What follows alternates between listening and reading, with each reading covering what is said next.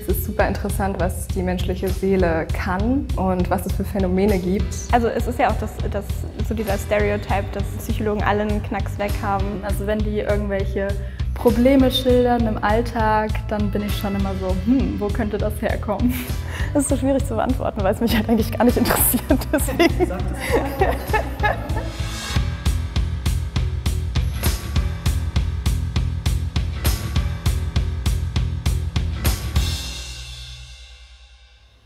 Hallo, ich bin Sariana und ich studiere Psychologie im 4. Semester im Bachelor. Hi, ich bin Hanna und ich studiere jetzt im 2. Mastersemester den Master Klinische Psychologie und Psychotherapie an der TU Dresden. Hallo, ich bin Marleen und ich studiere Psychologie im 4. Fachsemester. Ich heiße Clara und ich studiere Psychologie im Masterstudiengang Human Performance in Socio-Technical Systems. Ich bin Franz und ich studiere jetzt Psychologie im Bachelor im 6. Semester. Ich bin Melina und ich studiere im 2. Semester den Masterstudiengang Klinische Psychologie und Psychotherapie. Kannst du eigentlich Gedanken lesen? Nein. Nein. Nein. Ich würde sagen, ja.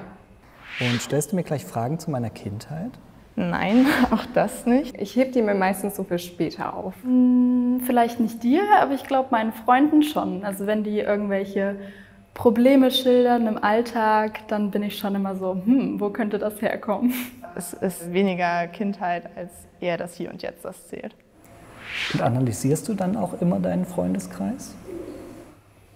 Ich glaube schon. Und wenn ich ganz ehrlich bin, dann schon, ja. Im Laufe der Zeit fallen einem natürlich gewisse Dinge einem selber auf, aber meistens ist der Fokus im Freundeskreis dann doch tatsächlich eher auf den Freunden, sodass sich diese Analyse etwas in Grenzen hält. Also was heißt analysieren? Ich denke natürlich drüber nach, okay, wo könnte das Verhalten jetzt herkommen? Vielleicht fallen einem Verhaltensweisen auf und man hat ein höheres Bewusstsein dafür, wenn es jemandem zum Beispiel schlecht geht und man das am Verhalten merkt. Aber ich würde nicht sagen, dass also ich analysiere nicht meinen Freundeskreis, weil ich habe ja auch noch ein Privatleben und nicht nur das Studium oder das Berufliche.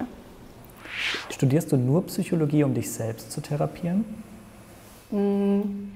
Also ich würde das nicht studieren, wenn auch ein Interesse an mir selbst vorhanden wäre. Also es ist ja auch so dieser Stereotype, dass Psychologen alle einen Knacks weg haben. Aber ich würde sagen, also jeder hat Ecken und Kanten. Das haben Maschinenbauer genauso wie Psychologen und Ärzte. Man hat ja jetzt als Student oder als studierende Person noch keine Patienten und Patientinnen. Und natürlich weiß man oder kennt man dann nur sich so gut und guckt dann, okay, wie wäre das dann bei mir? Also schon so ein bisschen, man ist so sein eigener Therapeut, aber ich würde nicht sagen, dass man das studiert, um sich selber zu therapieren. Warum interessieren dich die psychischen Probleme anderer Menschen? Ich würde gar nicht mal so unbedingt sagen, die psychischen Probleme, aber die Menschen. Ich studiere Psychologie, weil ich den Menschen interessant finde, das Erleben und Verhalten, was damit einhergeht. Ich habe einfach das Gefühl, es ist super interessant, was die menschliche Seele kann und was es für Phänomene gibt. Und die besser zu verstehen und zu ergründen, das fasziniert mich einfach. Das ist so schwierig zu beantworten, weil es mich halt eigentlich gar nicht interessiert. Deswegen. Tatsächlich tun sie das nicht wirklich. Ich will nämlich nicht Therapeut werden, sondern eher in die Wirtschaft gehen. Bei mir ist es tatsächlich eine Schnittstelle aus der Arbeits- und Organisationspsychologie, aus der Verkehrspsychologie und auch aus der Ingenieurpsychologie. Und dadurch bin ich eher im etwas wirtschaftlichen Bereich. Müsst ihr im Studium die ganze Zeit Freud lesen? Nee, also Freud ist tatsächlich in Dresden nicht so beliebt. Er wird auch immer mal wieder erwähnt, aber vor allen Dingen in Dresden ist es eher verhaltenstherapeutisch ausgerichtet und da schaut man weniger in die Psychoanalyse oder die Tiefenpsychologie, sondern eher auf die Verhaltenstherapie. Wir hatten Freud vielleicht in 2 Vorlesungseinheiten mal, wo uns gesagt wurde, hier, ihr kennt das, und dann wurde uns gesagt, ja, aber es ist vollkommen veraltet. Habt ihr alle ein 1er-Abi? Ja. Also nicht alle, vermutlich gibt es auch Leute, die über Wartesemester reingekommen sind, aber die meisten, die schon relativ früh wissen, was sie machen wollen nach der Schule, haben schon auch ein 1-Abi, ja. Und bist du eigentlich automatisch Therapeut, wenn du Psychologie studierst? Nein, der Weg zum Therapeuten ist um einiges länger.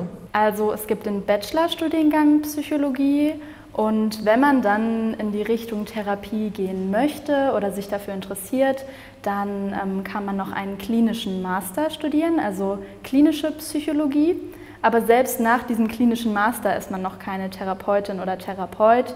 Wenn man psychologische Psychotherapeutin werden will, dann muss man nach diesem klinischen Master noch eine Ausbildung machen. Das ändert sich jetzt und demnächst wird es dann die Weiterbildung geben, aber ich selber muss noch eine Ausbildung zur psychologischen Psychotherapeutin durchlaufen, damit ich eben auch mit den Krankenkassen zum Beispiel abrechnen kann. Vielen Dank fürs Zuschauen. Wenn ihr noch weitere Folgen sehen wollt, dann findet ihr hier oben die letzte Folge von den Geisteswissenschaftlern und hier unten eine weitere Folge der TU Dresden. Und wenn ihr nichts mehr verpassen wollt, dann abonniert gerne den Kanal.